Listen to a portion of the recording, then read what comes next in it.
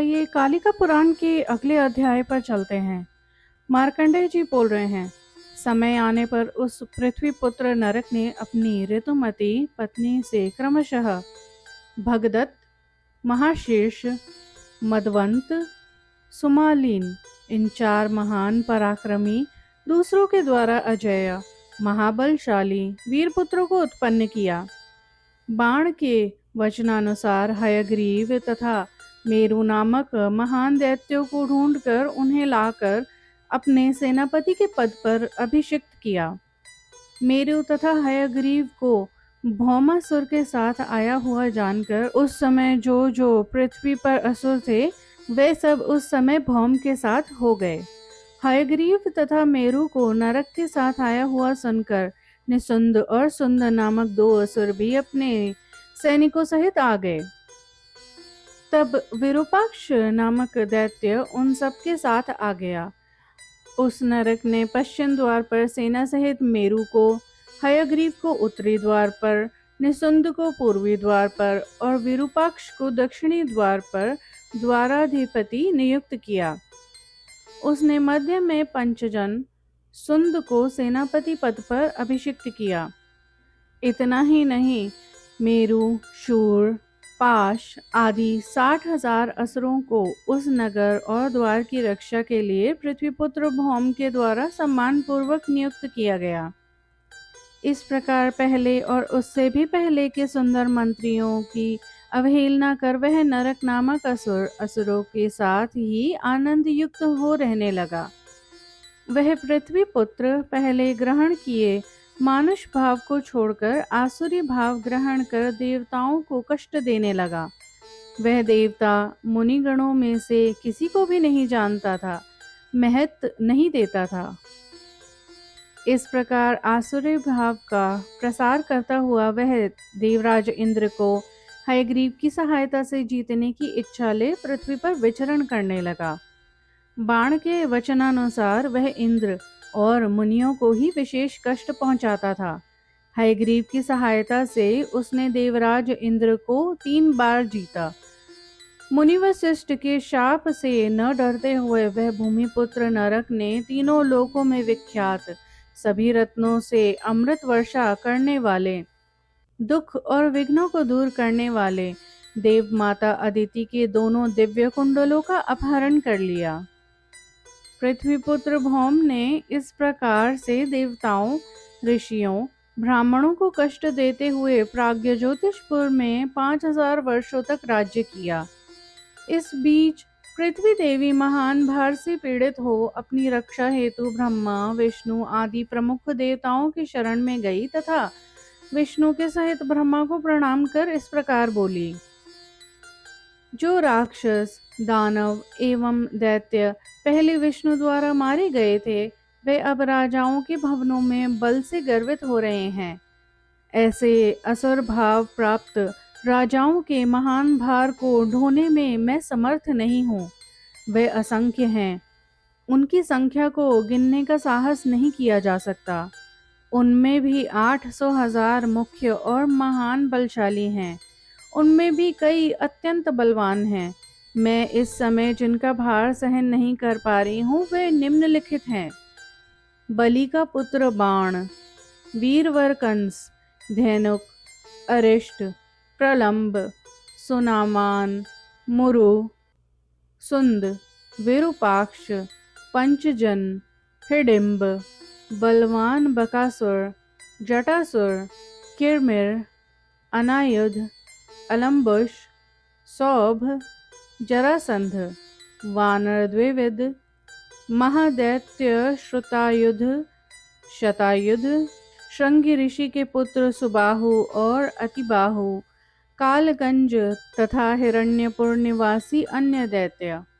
हे द्विज श्रेष्ठो, इन ऊपर वर्णित राजवेशधारी राक्षसों के पैरों के चालन से शुद्ध हो मैं दिनों दिन नष्ट हुई जा रही हूँ। अतः लोक में भी वहन की सामर्थ्य नहीं रह गई है। अतः आप इन्हें मार डालिए। यदि आप सब देव श्रेष्ठ मेरी रक्षा नहीं करेंगे तो मैं नष्ट हो, विवश हो पाताल में चली जाऊंगी। तब उस पृथ्वी देवी के वचन सुनकर ब्रह्मा, विष्णु और महेश बोले कि हम सब पृथ्वी के भार का विमोचन करेंगे। उपयुक्त आश्वासन दे पृथ्वी देवी को विदा कर वे सभी देवता भारद्वार होते सनातन देव माधव को प्रसन्न करने लगे। वह विष्णु संतुष्ट हो पृथ्वी के भार हरण हेतु सभी देवता अपने अपने अंशों से पृथ्वी पर अवतार ग्रहण करें, ऐसा कहकर स्वयं भार दूर करने के लिए देवकी के गर्भ से अवतीर्ण हुए। सनातन भगवान विष्णु को अवतार लिया जानकर देवताओं ने रूप गुण से युक्त रंभा, तिलोत्तम आदि 16,000 देवियों को पृथ्वी पर उत्पन्न किया। वे सभी श्रेष्ठ स्त्रियां हिमालय पर्वत पर क्रीड़ा कर रही थी। नरक ने उन्हें देखा तथा उन्हें बलपूर्वक हरण कर लिया। उसके द्वारा हरण की वे स्त्रियां जब प्राज्ञ ज्योतिषपुर में लाई गई तब उन्होंने नरक से मैथुन के लिए अवसर प्रदान करने की प्रार्थना की। उन्होंने कहा, हे भौम, जब तक नारद तुम्हारे नगर में नहीं आ जाते तब तक तुम मैथुन से मुक्त कर हमारी रक्षा करो। हे वीर, वह शीघ्र ही कृपा पूर्वक तुम्हारे यहाँ पधारेंगे और उनको देखकर हम तुम्हारे साथ संपर्क करेंगे। उनके द्वारा इस प्रकार प्रार्थना किए जाने पर भूमिपुत्र नरक ने ब्रह्मा के वाक्यों का तब स्मरण किया और पुनः उनसे ऐसा ही हो यह कहा। इस बीच लोकप्रिय लगने वाले भगवान विष्णु देवकी के गर्भ से प्रकट हुए तथा नंद के घर में बड़े हुए। उन्होंने कंस, केशी, प्रलंबादि अनेक दैत्यों को मारकर सागर के जल में स्थित द्वारिका नगरी में अपना निवास किया। वहां उनके द्वारा धर्म पूर्वक 8 कन्याएं पत्नी के रूप में स्वीकार की गई थी। उनके नाम हैं कालिंदी, सत्यभामा, रमणी रुक्मणी, नग्नजित राज की पुत्री सत्या, सुंदर हंसी वाली लक्ष्मणा, सुशीला मित्रवृंदा, सती जाम्बवती। बलदेव के सखा श्री कृष्ण के इन सब के साथ अनुरक्त हुए 36 वर्ष बीत गए। उनके प्रद्युम्न, सांबादी महाबली पुत्र उत्पन्न हुए जो शास्त्र एवं शस्त्र दोनों ही विद्याओं में निष्णात थे।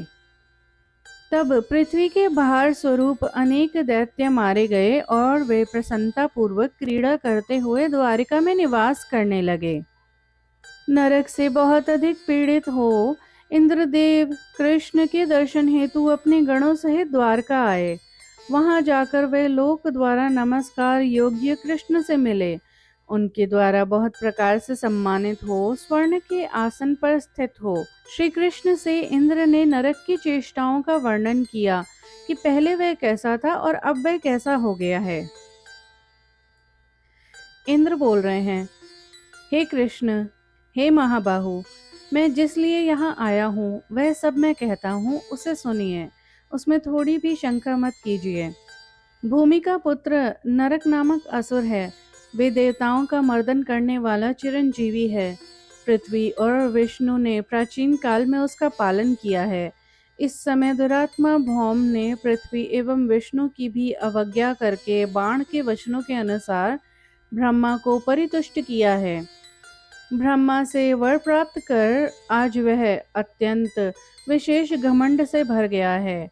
आज वह विष्णु या पृथ्वी देवी का कभी स्मरण नहीं करता। पहले वह धर्मात्मा तथा व्रतपरायण था। वह देवताओं की आराधना किया करता था। आज वह आसुरी भाव का आश्रय ले उन सब देवताओं को कष्ट पहुंचा रहा है।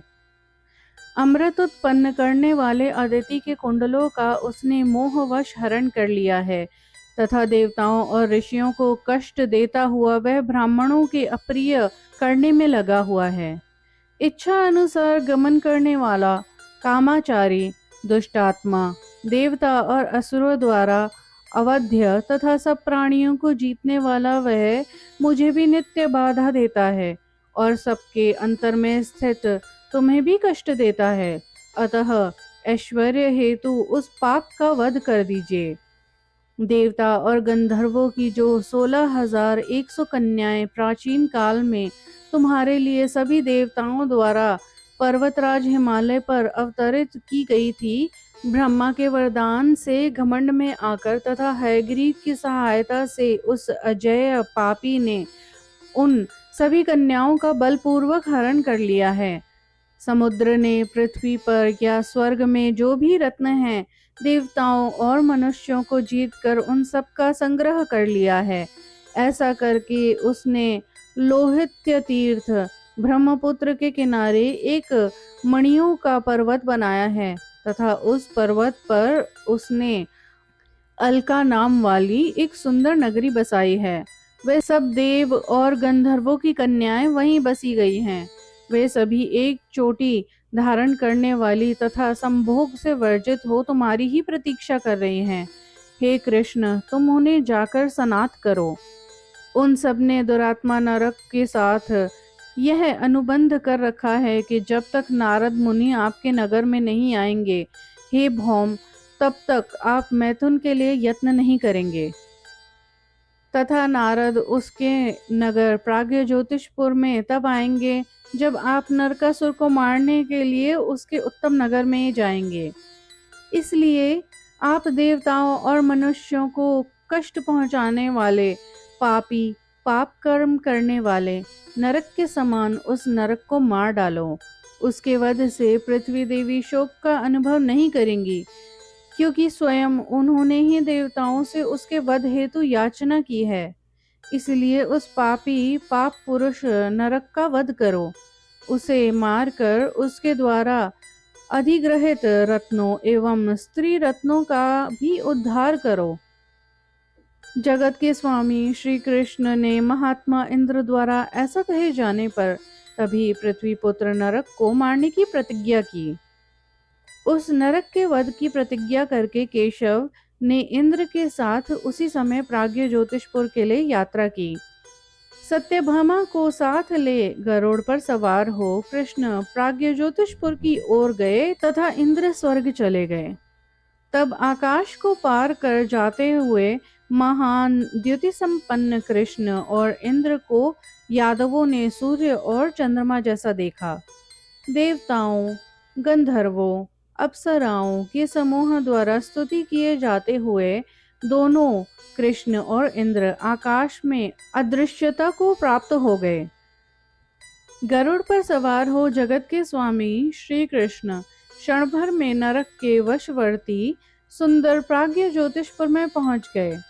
वे 6000 भयंकर मुरु, पाश, शुर आदि भयंकर राक्षसों से घिरा हुआ मृत्यु पाश की भांति चारों ओर से घिरा हुआ और रक्षित था। उन्होंने उस नगर से नारद को निकला हुआ देखा। वे श्रीमान देवर्षि नारद जब नरक के पास गए तब नारद ने प्राग्ञ ज्योतिषपुर में जाकर उस नरकासुर द्वारा सम्मानित हुए और देव कन्याओं से संपर्क के लिए उसे समय बताया। आगे नारद बोल रहे हैं, हे धरती पुत्र भौम, आज चैत्र मास के शुक्ल पक्ष की पंचमी तिथि है, किंतु नवमी को महान आपत्ति आने वाली है। उस आपत्ति के टल जाने पर यदि चतुर्दशी तिथि को स्नान की हुई इन स्त्रियों के इच्छा अनुसार सूरज संबंधी सुख प्राप्ति हेतु तुम्हारे द्वारा उपयोग किया जाना चाहिए। नारद के उपर्युक्त वचनों को सुनकर नरक भयवश मोहित हो गया तथा उसने नरक की रक्षा हेतु जो भी व्यवस्था की थी वह सब नारद को बता दिया। राक्षसों द्वारा सुरक्षित अपनी राज्य व्यवस्था जो सब प्रकार से सुरक्षित थी उसके विषय में भी बताकर आगत आपदा तथा मिलन के क्रमशः भय और हर्ष युक्त हो अवसर की प्रतीक्षा करने लगा। उस समय अवसर पाकर गरुड़ ध्वज भगवान श्री कृष्ण सर्वप्रथम प्राग्ञ ज्योतिषपुर के पश्चिमी द्वार पर पहुंचे। 6000 पाश और शुर नामक दैत्यों को अनेक प्रकार से मारकर अपने अनुयायियों एवं बांधवों समेत मुरु नामक दैत्य को मार डाला। उस समय जो 6000 महान वीर दानव अपने सेनापति मुरु के साथ वहां द्वार पर उपस्थित थे, वे सभी श्री कृष्ण द्वारा तत्काल चक्र से मारे गए। मुरु तथा उसके अन्य 6000 पुत्रों को मारकर उन राक्षसों को भी उन्होंने चक्र से टुकड़े टुकड़े कर दिया। अनक शिला समूहों को पार कर जनार्दन भगवान विष्णु ने सेवकों और अनुयायियों के समेत निशुंभ को मार डाला। पहले जो अकेले हजारों देवताओं से वर्षों तक लड़ता था, जो महापराक्रमी था, जिसने इंद्र को भी जीत लिया था, उस हयग्रीव नामक दैत्य को भी जीतकर केशव ने मार डाला। भगवान देवकी सुत श्री कृष्ण ने लोहित्य नामक नद के मध्य भाग में स्थित नहर पर विरूपाक्ष तथा महाबली सुंद को मारा। तत्पश्चात परमेश्वर ने पंचजन नामक वीर का भी वध कर दिया। इन विशाल शरीर वाले महान पराक्रमी पापी राक्षसों को मारकर जगतपति श्री कृष्ण प्राग्ञ ज्योतिषपुर नामक नगर में पहुंच गए। स्वर्ग में स्थित सभी देवताओं तथा महात्मा नारद द्वारा स्तुति किए जाते एवं जय जयकार किए जाते हुए स्वयं राजा की भांति उन्होंने उस नगर में प्रवेश किया। लक्ष्मी से युक्त दीप्तमान चार दीवारी तथा अट्टालिकाओं से सुशोभित उस नगरी को उस समय उस कृष्ण रूपधारी विष्णु ने समझा कि यह इंद्र की अमरावती है। वहां जैसे देवताओं और असुरों के महान संग्राम हुए थे, उसी प्रकार अनेक शस्त्रों से उद्यत वीरों से महान युद्ध हुआ, जो भयभीतों को और अधिक भयभीत करने वाला तथा शूरवीरों को प्रसन्नता देने वाला था। जनार्दन श्री कृष्ण ने जो महान भुजाओं वाले और गरुड़ पर स्थित थे, शांग धनुष से छोड़े हुए बाणों द्वारा बहुत से दानवों को मार डाला। 8,80,000 राक्षसों का वध करने के पश्चात श्री कृष्ण उस महाबाहु नरक के समीप पहुंचे। उस नरक ने बहुत से मारे गए दैत्यों के विषय में सुनकर तथा गरुड़ पर आरूढ़ महाबाहु महाबलशाली कृष्ण को सम्मुख उपस्थित देखा एवं वशिष्ठ ऋषि के शाप, विष्णु के अनुबंध, नारद के कथन और ब्रह्मा के वर में छिपे हुए रहस्य का उसने स्मरण किया। उसने केशव के रूप में अपने काल को ही आया हुआ मानकर बाण के वचनों को स्मरण करते हुए उसने युद्ध करने को ही श्रेष्ठ समझा। तब स्वर्ण निर्मित वज्रध्वज से सुशोभित 8 लोह चक्रों से युक्त जो 3 नल्व विस्तृत था, जिसमें 1000 घोड़े जुते हुए थे, जो अनेक शस्त्रों तथा बहुत से तूणेर आदि से युक्त था, जिस प्रकार वज्रांकित ध्वजा फहरा रही थी, ऐसे श्रेष्ठ रथ पर विराजमान हो पृथ्वी का पुत्र वह नरक नामक असुर उन श्री कृष्ण से युद्ध करने के लिए शीघ्र ही सम्मुख आया। उस समय युद्ध में जाते हुए उसने अपने पिता विष्णु द्वारा कहे वचनों का स्मरण करते हुए पहले के मनुष्य भाव को पूज्य तथा वर्तमान के आसुरी भाव को निंद्य माना। क्षण भर में उसने वहां पहुंचकर गरुड़ पर स्थित श्री कृष्ण को देखा, जो शंख चक्र गदा शांग धनुष श्रेष्ठ खड्ग धारण किए अच्युत थे, जो मस्तक पर मुकुट, कानों में कुंडल, वक्षस्थल पर श्रीवत्स मणि धारण किए थे। उसने कौस्तुभ मणि से प्रकाशित वक्षस्थल वाले पीतांबर धारण करने वाले सर्वश्रेष्ठ श्री कृष्ण का दर्शन किया। उस प्राज्ञ ज्योतिषपुर के राजा पृथ्वी के पुत्र वीर भौमासुर नरक ने उपर्युक्त वेशधारी प्रभु विष्णु के साथ युद्ध किया। उस नरकासुर ने युद्ध करते समय कृष्ण के निकट काली स्याही के समान काले रंग वाली कालिका देवी को देखा, जिनकी नेत्र और मुखमंडल लाल थे, जो लंबी थी, जो खड्ग और शक्ति धारण किए हुई थी। ऐसी मोहिनी पालन करने वाली कामाख्या देवी को भी देखा। वह जगत जननी कामाख्या को शत्रु पक्ष में देखकर विकसित भी हुआ और भयभीत भी, क्योंकि वह उसकी आराध्या थी। जो हो, युद्ध तो करना ही है। इस भाव से नरक ने उनसे भी युद्ध किया। उसके साथ कृष्ण ने ऐसा महान एवं अद्भुत युद्ध किया जैसा युद्ध न देवताओं में हुआ था न मनुष्यों में। तब उस भौमासुर के साथ चिरकाल तक युद्ध क्रीड़ा करते हुए तथा देवेंद्र को विशेष रूप से प्रसन्न करते हुए विष्णु ने उसे मार डाला। उस समय हरि श्री कृष्ण ने सुदर्शन चक्र के द्वारा शरीर के मध्य भाग कटि प्रदेश में 2 भागों में नरक को काट दिया, जिससे वह खंडित हो पृथ्वी पर गिर पड़ा। उस पृथ्वी पर पड़ा हुआ उसका खंडित शरीर वज्र से अलग किए हुए गैरिक पर्वत की भांति शोभायमान हो रहा था। पुत्र के शरीर को देखकर पृथ्वी देवी ने उसका काल ही आ गया है ऐसा जानकर पुत्र शोक के वेग को सहन कर लिया। तब कश्यप तनया पृथ्वी अदिति के दोनों कुंडलों को लेकर स्वयं गोविंद के सम्मुख उपस्थित हुई और यह वचन बोली। प्राचीन काल में वराह रूपधारी तुम्हारे द्वारा जब मेरा उद्धार किया गया था, तब तुम्हारे शरीर के संस्पर्श से यह नरक नामक पुत्र उत्पन्न हुआ था। वही आपके द्वारा पाला गया तथा इस समय मार गिराया गया है। हे गोविंद, अदिति के सब प्रकार के कामनाओं को पूरा करने वाले इन दोनों कुंडलों को ग्रहण करो तथा इसकी संतानों का नित्य पालन करो। इस पर भगवान बोल रहे हैं, देवी, तुम्हारे ही द्वारा अपना भार दूर करने के लिए नरक के वध के लिए मुझसे पहले ही प्रार्थना की गई थी, इसलिए ये मेरे द्वारा मारा गया है। हे देवी, तुम्हारे वचनानुसार मैं इसकी संतान का पालन करूंगा तथा प्राज्ञ ज्योतिषपुर में भगदत्त नामक अपने पौत्र को अभिषिक्त करूंगा। ऐसा कहकर महान भुजाओं वाले भगवान मधुसूदन ने नरक के धनागार और अंतःपुर में प्रवेश किया।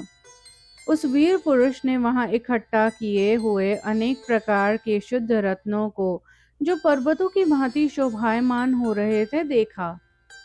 माधव ने वहां मोती, मणि, मूंगा और स्फटिक के पर्वत तथा चांदी एवं हीरो के शिखरों को देखा।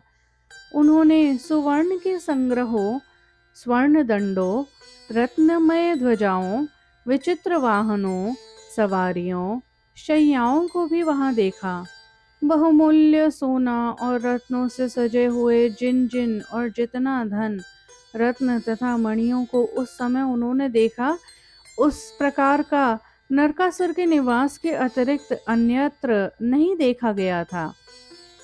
जितने धन और रत्न नरकासुर के घर में थे, उतने न तो कुबेर के, न इंद्र के, न यम के और न अम्पापति वरुण के घर में ही थे। केशव ने नारद के साथ वहां ही अंतःपुर के धन को देखा। तत्पश्चात उसमें से सार से भी सारतर अर्थात महत्वपूर्ण ग्रहण करने योग्य जो कुछ था, उसे शत्रु पक्ष के वीरों का नाश करने वाले कृष्ण ने बड़ी मात्रा में ले लिया। प्रभु विष्णु भगवान द्वारा जो वैष्णवी शक्ति अपने पुत्र नरक को प्रदान की गई थी, उसे भौमासुर को मारकर देवकी पुत्र श्री कृष्ण ने स्वयं ले लिया। उत्तम प्राज्ञ ज्योतिषपुर में भौम के पुत्र भगदत्त को अभिरिक्त कर पृथ्वी और नारद के सहित केशव ने प्रवेश किया। उस भगदत्त को अभिषिक्त देखकर पृथ्वी देवी ने पौत्र के लिए केशव से उस वैष्णवी शक्ति की याचना की। तब केशव ने भी पृथ्वी के कथन तथा नारद की अनुमति से उस शक्ति को प्रसन्नता पूर्वक भगदत्त को दे दिया। वरुण देव को जीतकर जो कांचन स्त्रावी नामक छत्र भौमासुर पहले लाया था, उस छत्र को श्री कृष्ण ने ले लिया, जो प्रतिदिन 8 भार स्वर्ण नित्य वर्ष आता था तथा जो 1 कोश मात्र विस्तृत एवं आधा योजन ऊंचा था। सभी उत्तम रत्नों तथा 4 दांतों वाले हाथियों तथा 14,000 पूजित देव स्त्रियों को कृष्ण ने दैत्य समूहों के द्वारा द्वारका के लिए भिजवाया।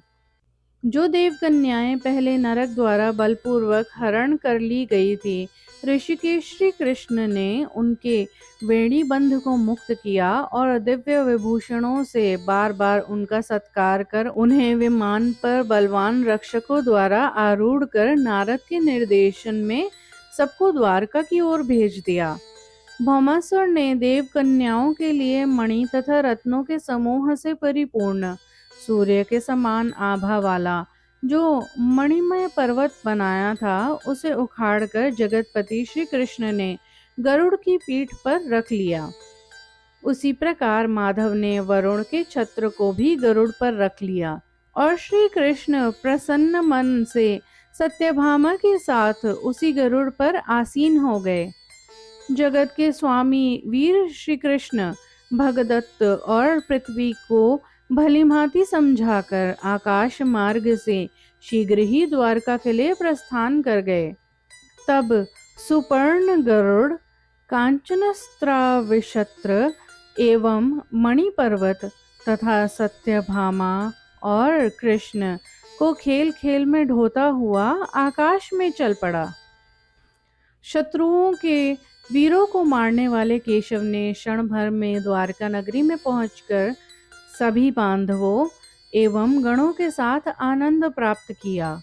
इस प्रकार महामाया कृष्णवर्णा कालिका नाम वाली जगत स्वरूपा देवी, परात्पर पति जगत के स्वामी हरि विष्णु को, जो जगत के कारण एवं कर्ता ज्ञान से जाने जाने योग्य जगत स्वरूप हैं, उनको सम्मोहित करती हैं तथा कभी अनुराग युक्त हो कभी विराग युक्त बनाती हैं। वही मित्रों पर अनुग्रह करती हैं तथा अमित्रों को मारती हैं। उन्हीं की प्रेरणा से मूढ़ जन स्त्रियों में रमण करते हैं तथा सुख दुख आदि द्वंद्वों में मोहित होते हैं। हे विप्रो, जिस प्रकार नरक नामक असुर उत्पन्न हुआ, जिस प्रकार उसे वर का लाभ हुआ, जैसी उसकी चेष्टाएं थी, बाण की बुद्धि का आश्रय ले भौमासुर द्वारा जिस प्रकार ब्रह्मा की आराधना की गई थी, वह सब आप लोगों से कह दिया है। दूसरा क्या सुनना उचित है, उसे आप लोग बताइए।